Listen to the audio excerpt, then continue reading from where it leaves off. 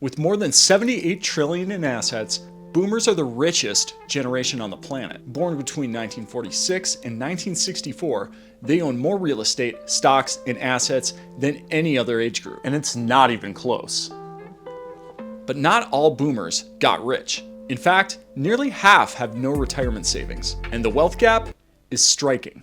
For the first time since the 1940s, Americans are reaching retirement in worse financial shape than their parents. An estimated 10 million above the age of 65 are still working. By the time you work and pay your utilities and food, you've got a nickel to $5 to put in savings. Baby boomers, born between 1946 and 1964.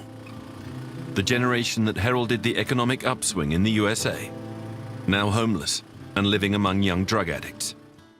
So how did this generation end up here? In this episode, we'll uncover the decisions that led to the economic divide among baby boomers and find out what Gen X and Millennials can do differently. While there's still time left.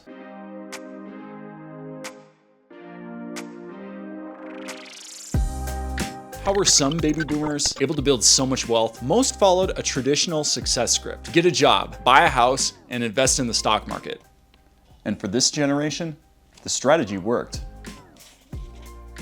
If you bought a house, the value increased 500%. If you invested in the stock market or a 401k, you made incredible returns. Some boomers earned pensions worth more than 16 trillion. And if you're a boomer collecting a pension, Social Security, bought a house and invested in the stock market, you're living large in retirement. Of course, boomers are quick to point out that life wasn't so easy back then. After all, interest rates for a home could be 15% or higher, and boomers made way less money in the 70s and 80s. While these points are true, here's a side-by-side comparison between boomers and millennials, and let me know if you agree with this analysis. There's a 14% interest rate back in 1980, which is scary, but with a 20% down payment, they're still only paying 25% of their income towards housing. If that scares them, they have the option to rent for only 14% to get their life together, to invest, to build their life. But if you fast forward to 2023 and you look at millennials Mike and Mary, they're making $81,000 a year. They also worked in the summer, but to pay off Mary's bachelor's degree, they still owe $45,000, and it's $500 a month. So they're already spending 7% of their income on Mary's degree. But if they want to buy a house for $400,000 and they somehow come up with 80 grand as a down payment, that payment is still going to be 35% of their income. And if that's outrageous or ridiculous or scares them, their other option is they can rent. But the average rent is $2,000.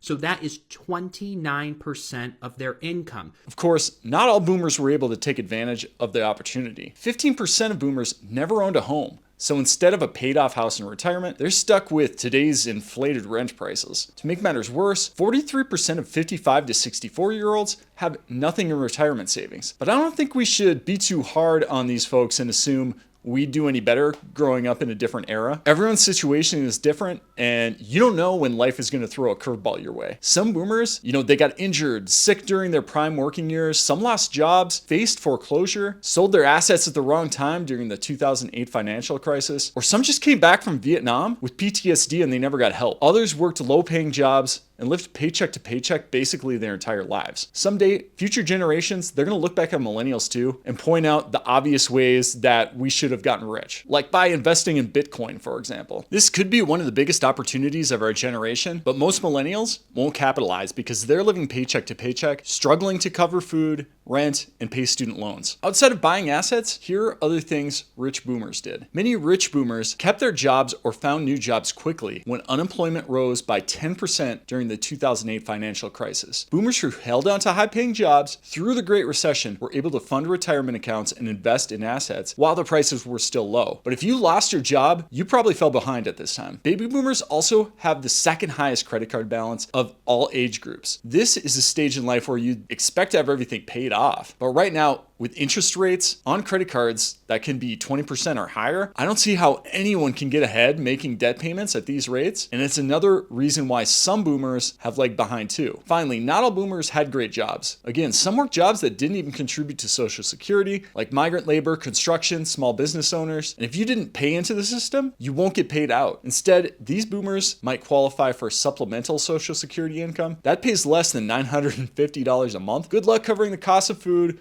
much less your rent if you're on this program. Let me know what you're doing to build wealth in your life in the comments, but here are the lessons I took away from the rich boomers. This isn't financial advice, of course, it's just my personal take on what seems to have worked in the last 4 or 5 decades. The first is remain employed during your peak earning years. Keep money coming in with a job or a business so you have money to invest. Invest in assets, real estate, index funds, 401k, whatever. Boomers who converted their earnings into assets came out way ahead than those who didn't. Get smarter about paying off debt. Plan for the future. Educate yourself and just try to figure out what type of advantage your generation has. This could be an investment or a business startup. And if you can, get a pension to help pay your bills in retirement. Pensions are, let's face it, they're a lot harder to come by these days. I don't have one either, but for those who can get it, don't hate the player, hate the game, man. Go out there and get it. And remember, if you're part of Gen X or a millennial or younger, you still have time to make adjustments and create a better future for yourself. If you got value out of this video, please hit the like and subscribe button. I'm a small channel, helps get the message out to more people. And if you're serious about generating more income with a business, check out my business database with 102 ideas in the resource box below. Access is free and shares startup costs and revenue numbers for each business. This includes revenue from profitable solo-founded businesses you might not know about, like parking lot cleaning, towing, junk removal, auto detailing, online businesses, and more. If you're looking for a new business idea, sign up below and we'll see you in the next video.